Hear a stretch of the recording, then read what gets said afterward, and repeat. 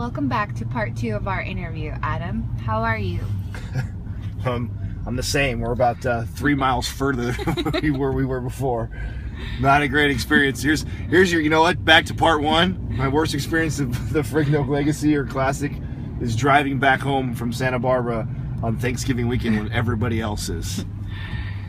So I have a few questions from the Frigno Legacy Classic show that I noticed that I haven't noticed before. Is so important. So I just wanted your opinion on how important do you feel hair and style is? Because I noticed everybody tried to have their own flair and everybody's hair was a little bit different. So what are your thoughts on that? You know, it's I mean, they call it mankini. It's like a modeling / talent show at the same time. So I think it's really important. I think part of the reasons why my very first show I didn't score very well was my hair looked like shit. My tan was okay. I think all that really matters. I think they're looking for, this is the way I look at it, is, you know, ultimately these professional athletes that go on and take first and move on to Olympia, most all these guys are on covers of magazines and sponsoring huge supplement companies. So if you're going to be a face of a product and you're going to be on the face of a magazine that millions of people are potentially going to see, you got to look kind of pretty, you know, so that you got to have a look to you, you know, or you got to have something appealing to you. So maybe you're not the prettiest guy in the world, but you've got a beautiful physique. So, you know, and your style has to be there. So I think your hairstyle, the choice of shorts that you choose, the way you present yourself, I think it matters. And it definitely matters, and it may not be enough to dictate, like maybe this pretty guy gets out on stage and he's got great hair, great shorts, but a terrible physique. Well, he's not going to beat the guy that's got the amazing aesthetic, perfectly built physique. But if it comes down to two guys that are pretty close, neck and neck, and one guy can't seem to comb his hair right and has a terrible choice in shorts, like I saw it yesterday with this guy wearing these pink and teal shorts with some, like, I mean, just, it looks awful. You know, if you got bad hair, bad choice of shorts, and then you got a great physique, but so does the guy right next to you, and he's got his shit put together, the chances are the judge is going to lean to the guy that's put together. I mean, I think it matters at least that much, you know? Well, speaking on physicality, what about the tans? I noticed that everybody was either light or dark or not dark enough, and like they look washed out on stage. What are your thoughts on the whole tan? The first mistake you could ever make is not being dark enough. You're always better off getting too dark than not dark enough, because those stage lights wash everybody out, and I've been darker than dark and think that it's too dark, and then I get on stage and it's never too dark.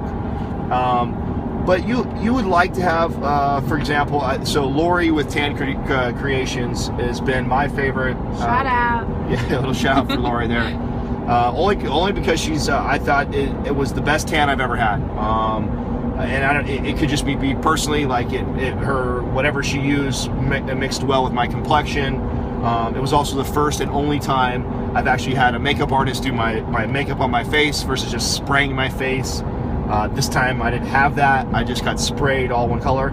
I don't like my coloring as much. I don't like being just all dark and my face being that way. Like, once again, back to your presentation, you know, yeah, I don't think that's going to win me the show or lose me the show, but hey, if it's a place and there's me and another guy who are neck and neck physique-wise, and I have better coloring, and my face looks more natural and it's done makeup like a TV star versus someone who looks like they've been spray painted, I think they're going to lean towards the person that looks all presented. It presents well, presents better with the tan. So yeah, absolutely, that's important. So on a more serious note, you know, your hair looked bad your first show, so did your tan. Those are all learning experiences. Yeah. But do you think if you had a coach and you were part of a team that maybe you wouldn't have made those same mistakes, and even now in your placing and judging and all that, it would make a difference? That's a fair question. I mean, although I don't have an actual coach, I don't have a team, and I'm a sponsor, I've been blessed. I'm surrounded by a lot of buddies that are professionals, some of the best coaches in my opinion in the area, with your Dave with Impact Training helped me with my first show, a buddy of mine, and I think he's probably one of the most talented and underrated guys out there as far as coaching. Omar Ventura, who's most everyone knows in the business, is hands down one of the best posing coaches out there. Probably has one of the most amount of pros underneath him.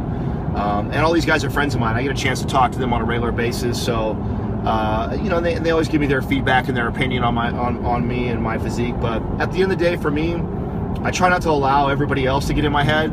I kind of relate physique to golf, and if you've ever golfed before, I'm a terrible golfer, by the way. So, one of the things, there's so many things to worry about. The way you position your body, the way your tan is, the way you hold this, you flex that, you turn that, what you work on, what you think your strengths are, what the judges think your strengths are, who think your weaknesses are, the angle somebody's looking at. So, like golf, there's so many different things that come into play when it comes to it's not as simple as just hitting the ball. There's so many things that are going on with your hips, with your shoulders, with your arms, with the rotation of your wrist. And sometimes it's really easy to get caught up in what everybody else is saying and everybody in your ear. And that's just not my style. My style is, I'll do my own research. I'll look into it. I'll educate myself and on what I believe that I need to work on, or what I think the judges are looking for, and then I'll approach it with my style, which for me, it's working on one or two things at a time. I don't do well with, I got terrible posing, I need to work on my chest, I need to work on my calves, I need to get a better tan, I need to turn this way when I get up there, and trying to think about all that stuff at one time. It's just, for me, it's like, hey, these are some things I know I can improve. I'm going to work on those. I'm going to improve that. And just naturally, you're going to become more comfortable. You're going to get better posing, a better physique, just cracking away at that versus letting all that stuff come in and overwhelm you. So. But what about those people who'd like to use you for coaching? Well, I also try to coach that way too. I try to coach the same way that I like to be coached, which is, addressing one or two things with an athlete. I think my athletes, I don't overwhelm them with too much information.